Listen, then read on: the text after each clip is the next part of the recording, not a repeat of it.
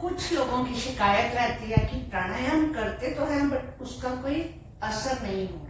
हमें कुछ बातों का विशेष ध्यान रखना चाहिए। एक तो जो प्राणायाम है किसी भी मेडिटेटिव पोस्चर में करना चाहिए। अगर आप नहीं बैठ पाते हैं किसी ढंग से, तब आप चेयर पे बैठ के कर सकते हैं। जहां भी आप प्राणायाम कर रहे हैं वो एक शांतमय वातावरण होना चाहिए वहां का, और फ्रेश एयर होनी चाहिए वहां पे, शुद्ध व साफ वातावरण होना चाहिए। अगर आप किसी वजह से कमरे में बैठ के कर रहे हैं कि आपके पास कोई ऑप्शन और है ही नहीं, तब आपको कमरे की पूरी दरवाजे और खिड़कियां खुली रख करके करना चाहिए ताकि फ्रेश एयर अंदर आ पाए। नेक्स्ट है कि आप जब भी प्राणायाम करते हैं तो पूरा आपका जो मन है वो शांत होना चाहिए।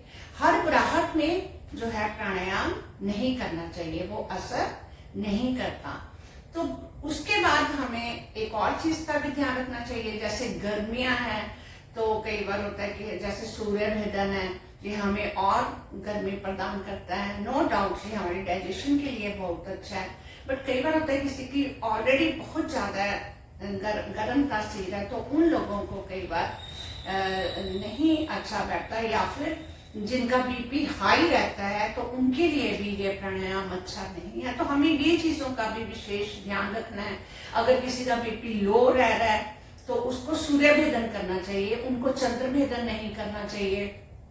तो इस प्रकार से इन चीजों का भी हमें ध्यान में रखना है। और एक और बात है कि अपनी कैपेसिटी के अनुसार करना चाहिए।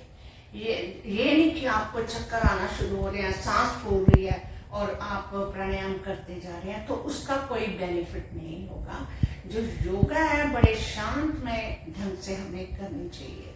तो उसके बाद एक और चीज है, जब भी हम प्राणायाम करते हैं तो हमें ध्यान रखना है कि जब हम सांस अंदर ले रहे हैं, इनहेल कर रहे हैं, तो हमारा जो पेट है वो बाहर की तरफ आना चाहिए, चेस्ट हमारी एक्सपैंड होनी चाहिए ताकि मैक्सिमम ऑक्सीजन जो है वो अंदर एंटर हो सके।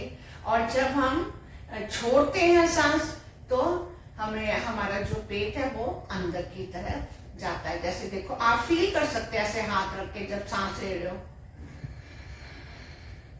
ये देखो अब बाहर आ रहा है जब सांस छोड़ रहे हैं।